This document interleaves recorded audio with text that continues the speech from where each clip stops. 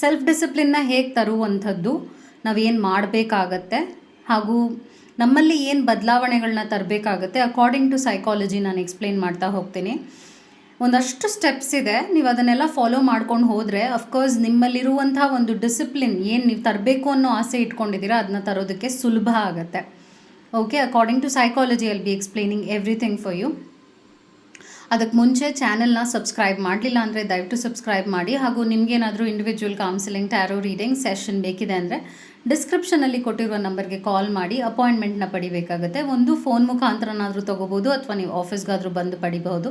ನಿಮಗೆ ಯಾವುದು ಅನುಕೂಲ ಅನಿಸುತ್ತೆ ನೀವು ಮಾಡಬಹುದು. ಶಿಸ್ತು ಅನ್ನೋಂಥದ್ದಿದೆಯಲ್ಲ ಅದು ಫಸ್ಟ್ ಶುರು ಆಗೋದೇ ನಮ್ಗೆ ಅದು ಏನಕ್ಕೆ ಬೇಕು. Okay, questioning yourself why. ಈ ಒಂದು ಅಭ್ಯಾಸ ಅಥವಾ ಈ ಒಂದು ಏನು ಡಿಸಿಪ್ಲಿನ್ ಅನ್ನುವಂಥದ್ದನ್ನ ನೀವು ತರಬೇಕು ಅಂತ ಇದ್ದೀರಾ ನಿಮ್ಮ ಲೈಫಲ್ಲಿ, ಇದನ್ನು ನೀವು ತರೋದ್ರಿಂದ ಏನಾಗುತ್ತೆ ಅಂತ. ಸೊ ಒಂದು ಡಿಸಿಪ್ಲಿನ್ ಅಂತ ಬಂದಾಗ ಒಂದಷ್ಟು ಅಭ್ಯಾಸಗಳು ನೀವು ರೂಢಿ ಮಾಡ್ಕೊಳ್ಳುವಂಥದ್ದನ್ನ ನಾವು ಡಿಸಿಪ್ಲಿನ್ ಅಂತ ಹೇಳ್ತೀವಿ, ಸೆಲ್ಫ್ ಡಿಸಿಪ್ಲಿನ್ ಅಂತ ಹೇಳ್ತೀವಿ. ಒಳ್ಳೆಯ ಆಹಾರನ ಸೇವನೆ ಮಾಡುವಂಥದ್ದು, ಅಥವಾ ಕರೆಕ್ಟಾಗಿ ನಿದ್ದೆ ಮಾಡುವಂಥದ್ದು, ಟೈಮಿಗೆ ಸರಿಯಾಗಿ ಜಾಬ್, ನೀವೇನು ಎಲ್ಲಿ ಜಾಬ್ ಮಾಡ್ತೀರಾ ಅಲ್ಲಿ ರೀಚ್ ಆಗುವಂಥದ್ದು, ಆನ್ ಟೈಮ್ ರೀಚ್ ಆಗುವಂಥದ್ದು, ಇದನ್ನೆಲ್ಲ ಡಿಸಿಪ್ಲಿನ್ ಅಂತ ಹೇಳ್ತೀವಿ ಅಲ್ವಾ. ಹೌದಪ್ಪ, ಅವ್ರು ಎಷ್ಟು ಪರ್ಫೆಕ್ಟಾಗಿ ಅವ್ರ ಲೈಫ್ನ ಅವ್ರು ಲೀಡ್ ಮಾಡ್ತಾ ಇದ್ದಾರೆ ಅಂತ ಜನ ಅದನ್ನು ಒಬ್ಸರ್ವ್ ಮಾಡಿ ಹೇಳ್ತಾರೆ. ಅದನ್ನು ಹೇಗೆ ತರೋದು ನಾವು ಯೋಚನೆ ಅವ್ರು ಹೆಂಗಪ್ಪ ಇದೆಲ್ಲ ಮಾಡ್ತಾರೆ, ನಮ್ಮ ಹತ್ರನೂ ಅಷ್ಟೇ ಟೈಮ್ ಇದೆ, ನಮ್ಮ ಕೈಲಿ ಏನಕ್ಕೆ ಮಾಡೋಕ್ಕಾಗ್ತಾ ಇಲ್ಲ ಅಂತ ಕೂಡ ನೀವು ಯೋಚನೆ ಮಾಡ್ತಿರ್ತೀರ. ಸೊ ನಾನು ಎಲ್ಲ ಸ್ಟೆಪ್ಸ್ನು ನಿಮ್ಗೆ ಹೇಳ್ತೀನಿ. ಆ್ಯಸ್ ಐ ಟೋಲ್ಡ್, ಒಂದು ಅಷ್ಟು ಹ್ಯಾಬಿಟ್ನ ಕೂಡಿಸಿದಾಗ ಡಿಸಿಪ್ಲಿನ್ ಅನ್ನೋದಾಗುತ್ತೆ. ಒಳ್ಳೊಳ್ಳೆ ಅಭ್ಯಾಸಗಳನ್ನ ಸೇರಿಸಿದಾಗ ಡಿಸಿಪ್ಲಿನ್, ಶಿಸ್ತು ಅನ್ನೋದನ್ನ ನಾವು ಹೇಳ್ತೀವಿ. ಸೊ ನಾನೇನು ಹೇಳ್ತಾ ಇದ್ದೀನಿ, ನೀವು ಒಂದು ದಿನದಲ್ಲೇ ಎಲ್ಲ ಅಭ್ಯಾಸಗಳು ನಿಮ್ಮ ಲೈಫಲ್ಲಿ ತೊಗೊಂಡು ಬನ್ನಿ ಅಂತ ಹೇಳ್ತಾ ಇಲ್ಲ.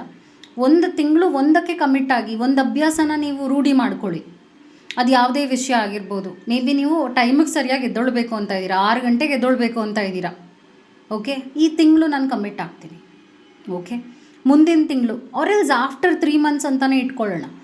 ಇನ್ನೊಂದು 3 ತಿಂಗಳಾದಮೇಲೆ ಇನ್ನೊಂದು ಅಭ್ಯಾಸನ ನೀವು ಆ್ಯಡ್ ಆನ್ ಮಾಡಿ. ಮೇ ಬಿ ಕರೆಕ್ಟಾಗಿರುವಂಥ ಹೆಲ್ದಿಯಾಗಿರುವಂಥ ಆಹಾರನ ಸೇವನೆ ಮಾಡ್ತೀನಿ, ಅಥವಾ ನಾನು ಟೈಮ್ನ ಉಪಯೋಗಿಸ್ಕೊಳ್ತೀನಿ, ನನಗೆ ಉಪಯೋಗ ಆಗುವಂಥ ವಿಷಯಗಳಿಗೆ ಉಪಯೋಗಿಸ್ಕೊಳ್ತೀನಿ.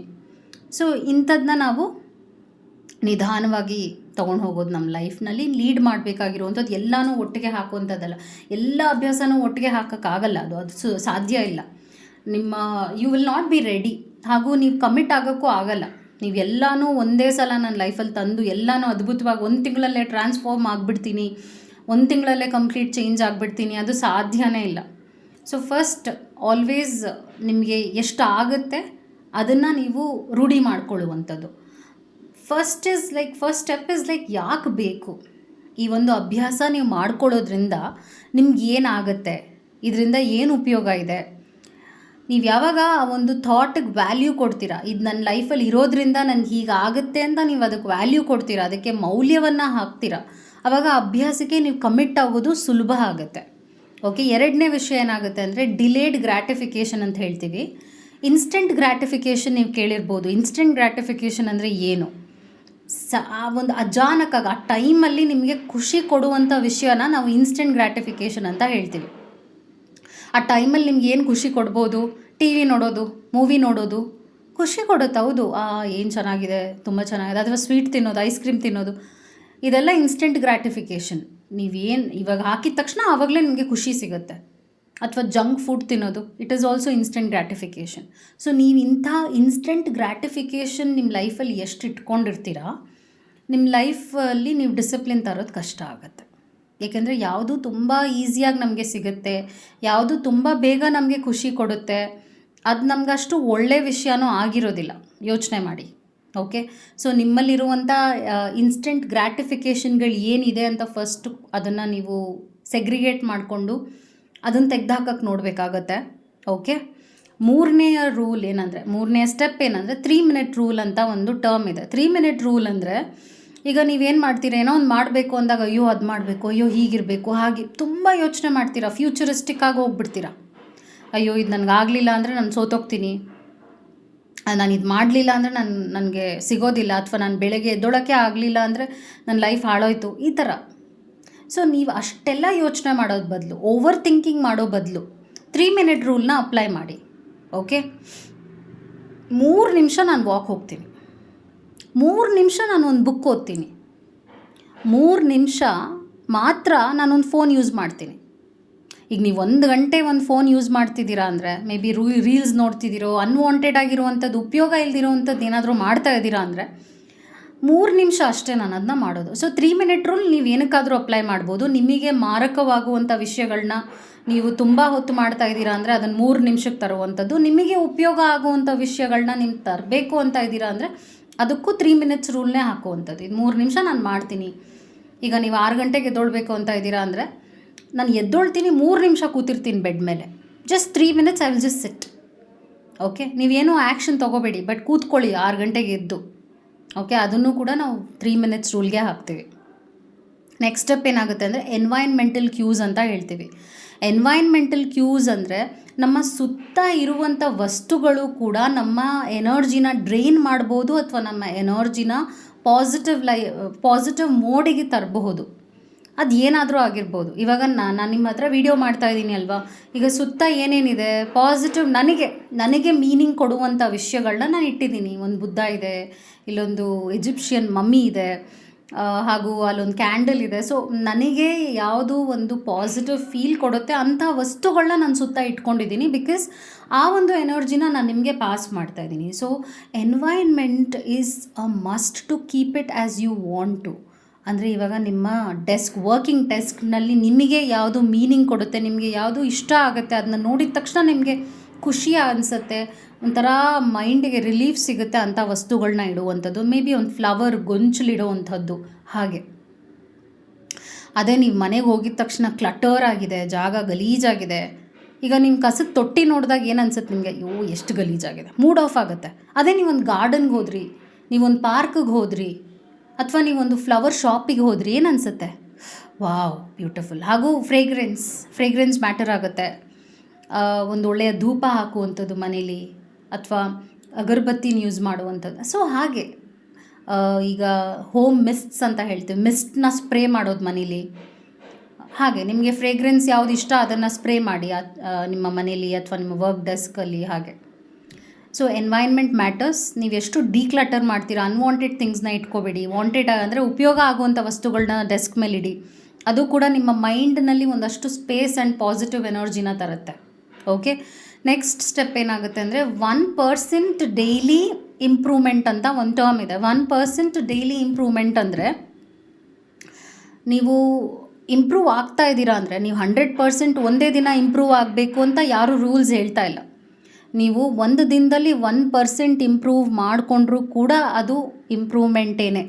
ಓಕೆ, ಸೊ ನೀವಿವಾಗ ಕಂಪ್ಲೀಟಾಗಿ ಜಂಕ್ನ ತೆಗೆದುಹಾಕೋಕ್ಕಾಗಲ್ಲ ಅಂತ ಇದ್ದೀರಾ ಅಂದರೆ, ಮೇ ಬಿ ನೀವು ತುಂಬ ಇಷ್ಟಪಡುವಂಥ ವಸ್ತು ಅಂದರೆ ಯಾವುದು ತುಂಬ ಇಷ್ಟಪಟ್ಟು ತಿಂತೀರಾ ಆ ಆಹಾರನ ಸ್ವಲ್ಪ ಕಮ್ಮಿ ಸೇವನೆ ಮಾಡುವಂಥದ್ದು. Again that is a 1% rule.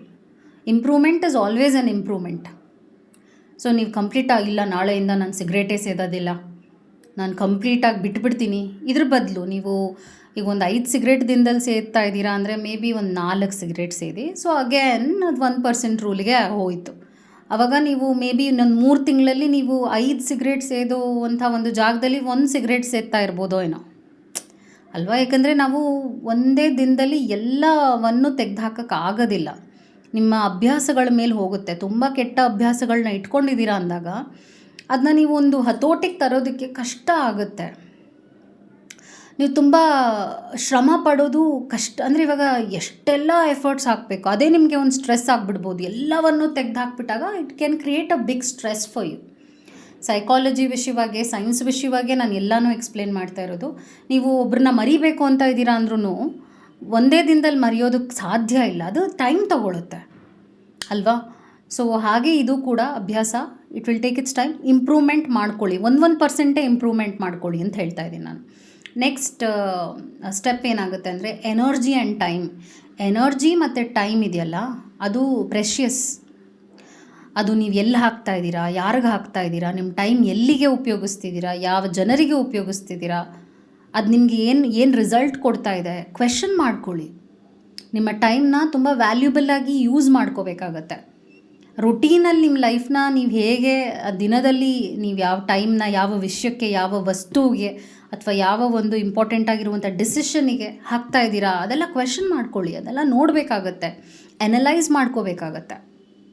So ನಿಮ್ಮ ಎನರ್ಜಿ ಇದೆಯಲ್ಲ, ಅದು ಮಾರಕವಾಗ್ಬೋದು, ಇಲ್ಲ ನಿಮಗೆ ಪೂರಕವಾಗ್ಬೋದು.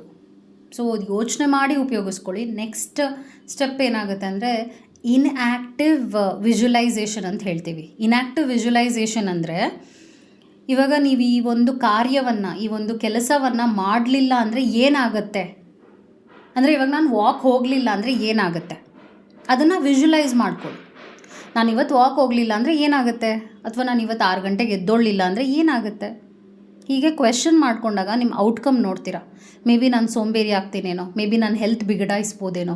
ಸೊ ಯಾವಾಗ ಒಂದು ಔಟ್ಕಮ್ ನೆಗೆಟಿವ್ ಆಗುತ್ತೆ ಅಂತ ಒಂದು ಯೋಚನೆ ಬರುತ್ತೆ, ಆವಾಗ ನೀವು ರೆಸ್ಪಾನ್ಸಿಬಲ್ ಕೂಡ ಆಗ್ಬೋದು.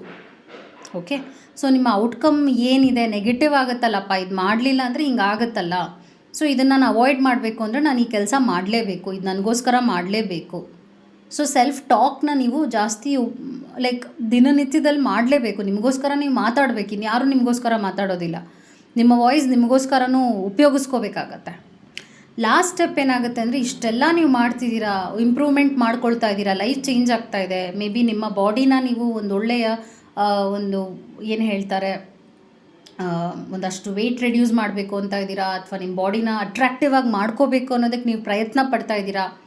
ಮೇ ಬಿ ಒಂದು ಸ್ವಲ್ಪ ವೆಯ್ಟ್ ರೆಡ್ಯೂಸ್ ಆಗಿದೆ ಆ ತಿಂಗಳಲ್ಲಿ. So you reward yourself. Maybe shopping ಹೋಗಿ, ನಿಮ್ಗೆ ಏನು ಇಷ್ಟನೋ ಕೊಂಡ್ಕೊಳ್ಳಿ, ಅಥವಾ ನೀವು ಯಾವುದಾದ್ರೂ ಒಂದು ಜಾಗಕ್ಕೆ ಹೋಗಬೇಕು ಅಂತ ಒಂದು ಪ್ಲ್ಯಾನಿಂಗ್ ಮಾಡ್ಕೊಂಡಿದ್ದೀರಾ ಅಂದರೆ ಹೋಗಿ. ಸೊ ಹೀಗೆ ನೀವು ನಿಮ್ಮನ್ನು ನೀವು ಪ್ರೈಸ್ ಮಾಡ್ಕೊಳ್ಳಿ, ರಿವಾರ್ಡ್ ಮಾಡ್ಕೊಳ್ಳಿ. ಖುಷಿಯನ್ನು ಕೂಡ ಅಂದರೆ ಸೆಲೆಬ್ರೇಷನ್ ಮಾಡಿ, ನಿಮ್ಮ ಇಂಪ್ರೂವ್ಮೆಂಟ್ಸ್ನ, ನಿಮ್ಮ ಪ್ರೋಗ್ರೆಸ್ನ ಸೆಲೆಬ್ರೇಷನ್ ಮಾಡಿ ಅಂತ ಹೇಳ್ತಾ ಇದ್ದೀನಿ. ಸೊ ಹೀಗೆ ನಿಮ್ಮ ಸೆಲ್ಫ್ ಡಿಸಿಪ್ಲಿನ್ನ ತರೋಕ್ಕಾಗೋದು. ಯಾವುದೋ ಒಂದೇ ದಿನದಲ್ಲೋ ಒಂದೇ ರಾತ್ರಿಯಲ್ಲೋ ಬದಲಾವಣೆ ಆಗೋದಿಲ್ಲ, ಅದು ಟೈಮ್ ತೊಗೊಳುತ್ತೆ. ಏನೇ ಆಗಿರಲಿ ಲೈಫಲ್ಲಿ ಈಸಿಯಾಗಿ ಸಿಕ್ತು ಒಂದೇ ಒಂದು ವಸ್ತು ಒಬ್ಬ ವ್ಯಕ್ತಿಗೆ, ಅಥವಾ ಏನೋ ಒಂದು ವಿಷಯ ಒಬ್ಬ ವ್ಯಕ್ತಿಗೆ ತುಂಬ ಸುಲಭವಾಗಿ ಸಿಕ್ತು ಅಂದರೆ ಅದಕ್ಕೆ ವ್ಯಾಲ್ಯೂನೇ ಕೊಡೋಲ್ಲ ಮನುಷ್ಯ. ಅದು ಮನುಷ್ಯನ ಸ್ವಭಾವ ಹಾಗೇ ಇದೆ. ಸೊ ನಿಮ್ಮ ಲೈಫಲ್ಲಿ ನೀವೇನಾದರೂ ಒಂದು ಪಡಿಬೇಕು ಅಂತ ಇದ್ದೀರಾ ಅಂದರೆ ಅದೊಂದು ಪ್ರೋಸೆಸ್. ಈಗ ನಿಮಗೆ ಇನ್ಸ್ಟೆಂಟ್ ಗ್ರ್ಯಾಟಿಫಿಕೇಷನ್ ಸಿಗುತ್ತೆ ಅಂದರೆ ಅದು ನಿಮಗೆ ಮಾರಕವಾಗ್ಬೋದು, ನಾನು ಆಗಲೇ ಹೇಳಿದಾಗೆ. ಆದರೆ ನಿಮ್ಗೆ ಉಪಯೋಗ ಆಗುವಂಥ ವಿಷಯಗಳು ನಡಿಬೇಕು ಅಂದರೆ ನೀವು ಅಷ್ಟೇ ರೆಸ್ಪಾನ್ಸಿಬಲ್ ಆಗಿ ಒಂದೊಂದೇ ಸ್ಟೆಪ್ಸ್ ಇಟ್ಕೊಂಡು ಮುಂದೆ ಹೋಗಿ. ಆವಾಗ ನಿಮ್ಮ ಲೈಫ್ನಲ್ಲಿ ನೀವು ಏನೇನು